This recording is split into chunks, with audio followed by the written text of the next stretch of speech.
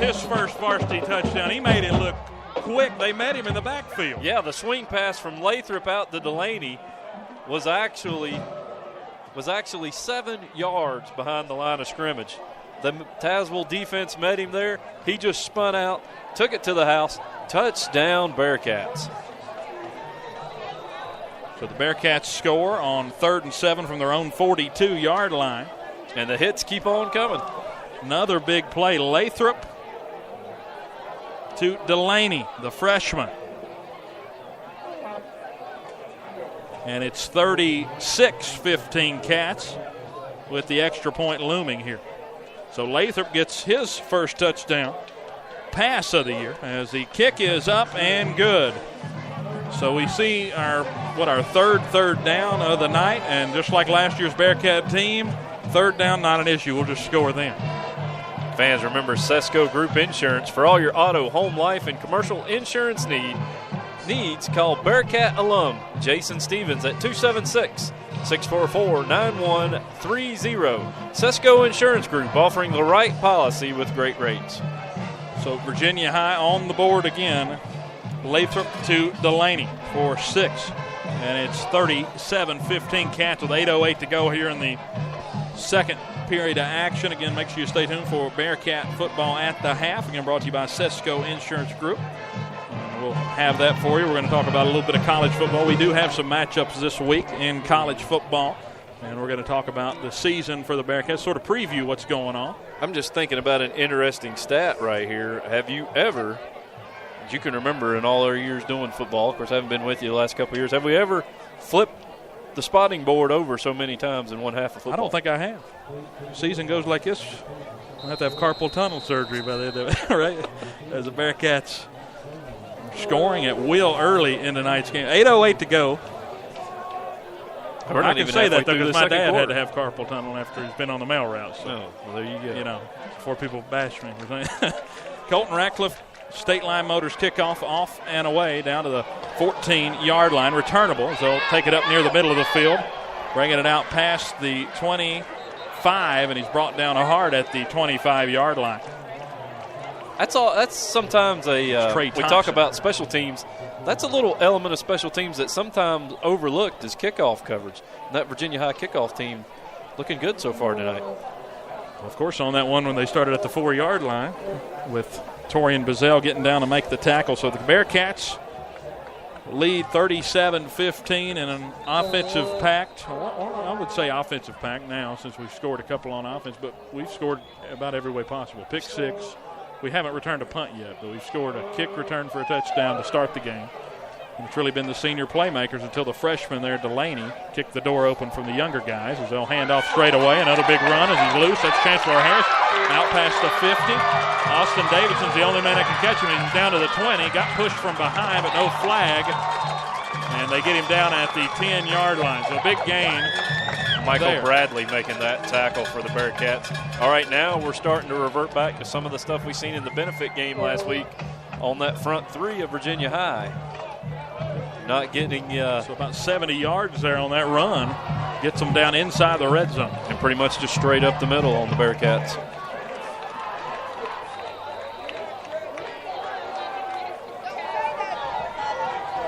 Quick down into the red zone, ball on almost exactly the 10-yard line. They won't be able to pick up a first down. It's going to be 1st and goal from there. Again, State Line Motors red zone.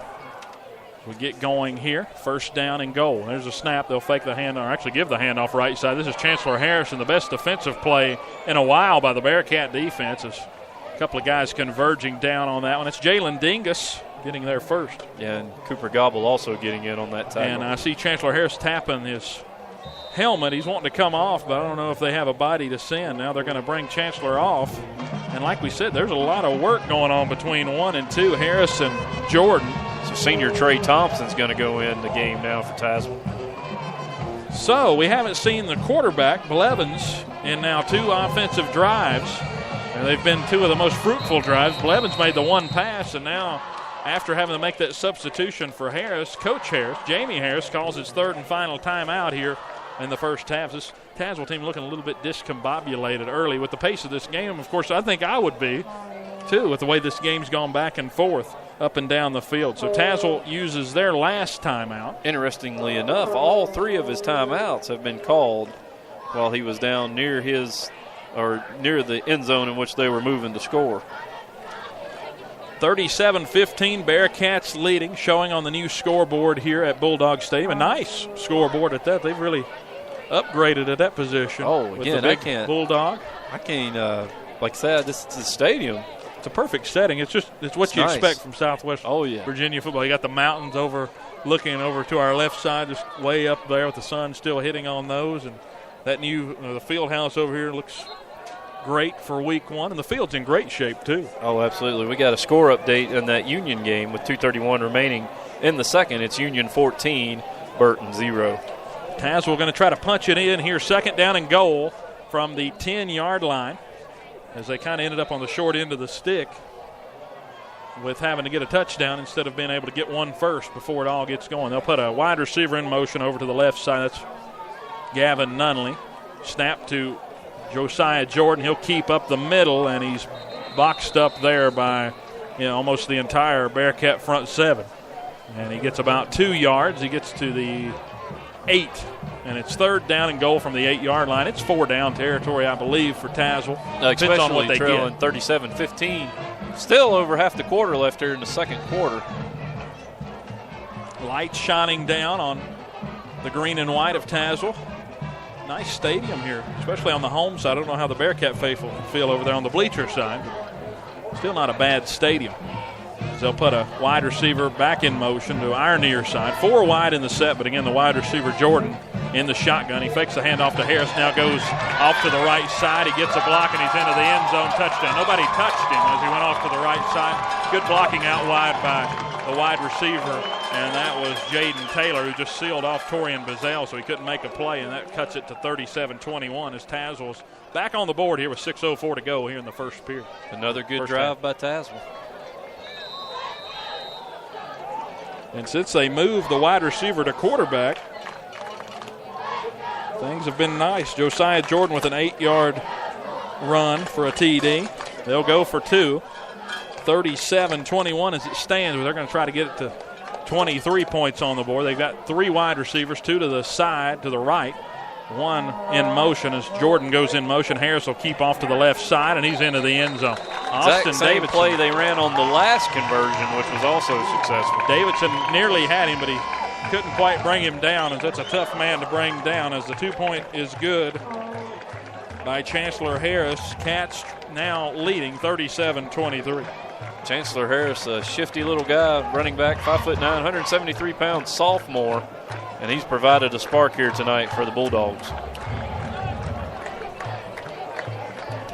So we're at an even 60 points to start the and not even first. Welcome to being a statistician, Kevin Corbett. Oh, yeah. If there's a game to break him in on, it's this one. Good gracious. Yeah, if you We're want to getting ready for another State Line Motors kickoff. Be sure to visit their inventory online at www.statelinemotorsva.com. So 6:04 to go here in the second period. And, the depth, this has really been a track meet today. And we talk about how long games really kind of cut into us, but I really feel like this game itself, the way it's been a track meet, it's really going to be the team that is the most conditioned. Of course, the Bearcats have the point differential lead right now by 2 touchdowns, 37-23, but these two teams aren't all that deep. Right, yeah, they're not that. But what a better night to start the season off. Pooch kick to the 30-yard line, fielded there. Broken tackle. It's Will Brown who fields it. A football player spins out, or basketball player. Of course, he's a football player. Spins out and brings it out to the 38-yard line. Not a bad catch there by one of the post players for Coach Rasnick's squad in hoops. The temperature tonight more conducive to late September than late October, than the late August. So, fatigue really shouldn't be an issue Not tonight. now, yeah. Right. I believe if it were, an 85-degree night like what you normally see as high school football opens in this part of the world, would be a little more of an issue. Lathrop wanting the sideline to hurry up and get the play in. A little bit of confusion. Clock's at 10. Now 9-8. They're having problems getting the play call in, and Lathrop's going to call the timeout. That'll be the second timeout called by Virginia High here in the first half, 5:59 to go. But this is important here, these first few minutes, because Tazewell's taking a little bit of time. They're running the ball on us. That's really their bread and butter. They got the one big pass play, but they haven't had a quarterback in since the pass play. And I'm not sure what went on there that forced Lathrop to call that timeout on Virginia High on offense. The sideline looked like they had the play coming in. I don't know if it was a personnel issue, if he was a little bit confused on maybe the personnel on the field or just didn't feel comfortable with the play that was called, but he does have that run-pass option. So not sure what went on, but that'll be the Bearcats' second timeout of this first half. But you can't take them with you. Yeah, that's true, and this is important. If we go 3 and out here, give them the ball back, they can cut it back to 7, and we're back to a brand new. I mean, we're still tied here. It's still a ball game, but I mean, it's been the Bearcats who have been stretching the lead. It's been Tazewell who's been trying to claw back, and so far they've answered. Well, I guess in reality, the difference in the game right now is the pick six. Snap, handoff up the middle. Michael Bradley, a short gain. We have a flag down. I think this is going to be a hold on Virginia High. We'll see here. Threw it right at Sean Watkins. He did take his defender to the ground, and a preliminary sign is a hold, and it will be on the Cats. Set us back first down and 15. Again, first down's brought to you by BSN Sports. They haven't got a lot of reads tonight. A 10-yard penalty, so it'll be second, or it's going to be first and 20. Bringing him, yeah. So back to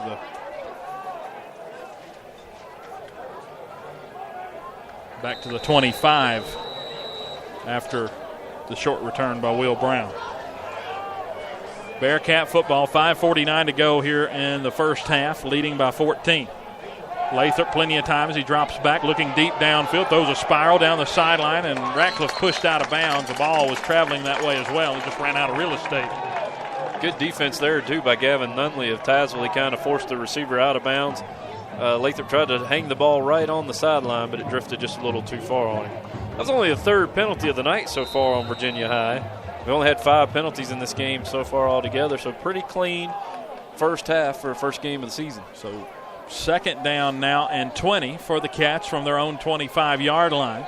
First time we've seen them really behind the sticks as they'll drop straight back. Lathrop again with plenty of time from this offensive line. He rolls out to the right side, hits Michael Bradley, who gets up past the 30 to the 35, up past the original line of scrimmage by a yard. A nice gain of close to 11, maybe 12 yards on a play that seemed to be running out of time, and Lathrop just finding him over in the flats. He turned it up. Michael Bradley, the 5'10", 164-pound junior. I tell you what, he's got some wheels on him. Once the ball got into his hands, he turned the afterburners on and got back inside the original line of scrimmage to make it third and slightly more manageable. Bearcats line up third down and 10 from the 38. Lathrop dropping back, plenty of time. Now throwing downfield, Torian Bizel, and he missed him by a yard or two, just over his head on the fly route. Penalty flag back in the backfield. I think it's going to be a roughing the passer maybe on personal foul. Jamie Lathrop pointing toward the first down. Jamie's already heading up the 15, so that's a big penalty on third down and 10. That's really been Tazewell tonight. They've had to burn all their timeouts to avoid penalties, either by substitution or time left on the play clock. Now they don't have any timeouts. Of course, that wouldn't have changed there, but still they're shooting themselves in the foot an awful lot, and that could have been a punt situation there by the Cats. Instead, it's our ball at the 49-yard line, our own 49 at midfield. I didn't see the play. I seen the flag late. There's not much argument from the Tazewell coaches, so it must have been something that was pretty blatant. Yeah, definitely obvious. Still a backbreaker for Tazewell with a real chance to. Let's see now if we want to try to run the ball a little bit. You have Aaron Rose back in the backfield dotting the I in this pistol look. They'll snap. Lathrop will keep on the read option, and he's swarmed for a loss of 6 yards, close to 6, maybe 5, as he didn't have any time there on that read. They had 2 guys coming. One guy stayed. The other guy came to swallow him up. Yeah, that was Trey Thompson getting in on that tackle for Tazewell. He just come right through that gap. Wrapped Lathrop up for a big loss, so second down, playing behind the sticks again.